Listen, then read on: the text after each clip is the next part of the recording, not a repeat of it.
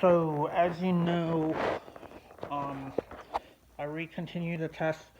I stopped the test this winter on the weekly run of the ERV because, like, it's a 4 mile test I do every week, and I stopped it for like a month or two because the battery was getting weaker. Like, I'd go to 7-Eleven and then I'd with the ERV, and then I'd come back, and when I come back, it would be like a crawling space. It would be like really slow.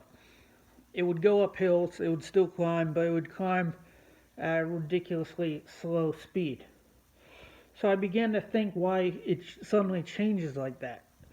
Why it's like a brand new, it feels like a brand new scooter when I go to 7-Eleven, and then it gets weaker when I come back.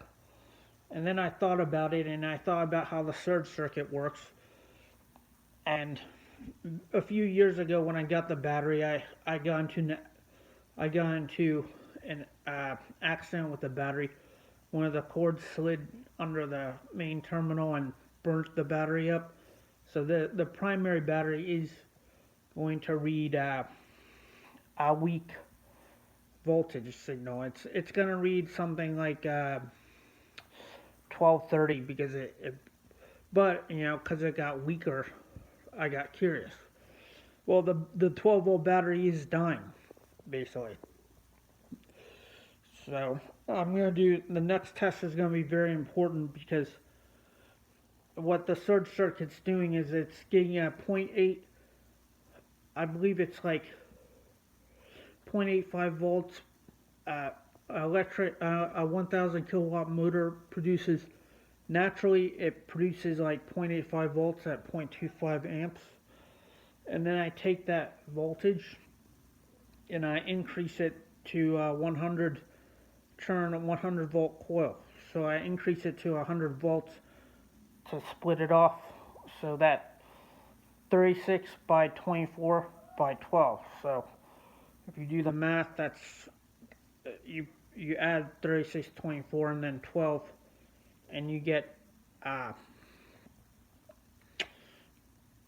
you get 100, you get 100 volts. You get something like 70 volts.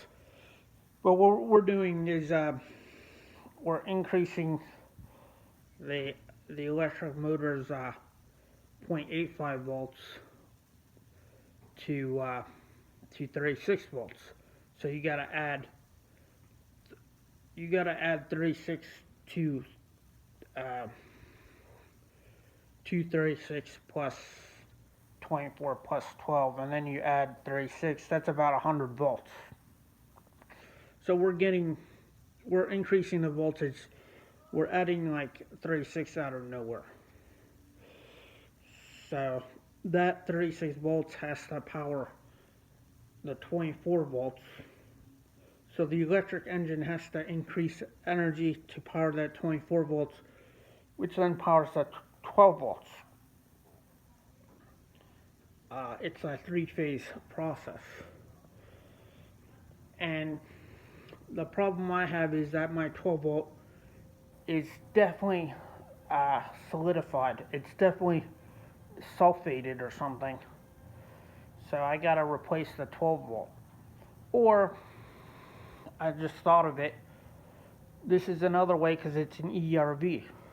I can uh, I can simply that means it has a point of heat, for plasma, or you can actually just use a really high resistant fuse in that point. So I thought about it, and all I have to do on my next run is not turn it off. Because when I isolate it, when I turn off the controller, it isolates the 12 volt the 12 volt battery, and the 12 volt battery needs to climb up in speed. That's why it gets weaker every time I go to 7-Eleven and turn it off. That's happened in the last 3 runs. I actually thought it might be the circuit, but I did tests. It wasn't the circuit. So it's the me isolating the circuit. So what I'll do my next run is I won't isolate the circuit. Very simple. The the 24 volt will continue to power the 12 volt when it's off. So the 12 volt won't be so weak because it was damaged. And I'm too cheap to buy a new 12 volt. Anyways, uh, yeah, that's about it. That's all I have to say. So very interesting on this ERV project.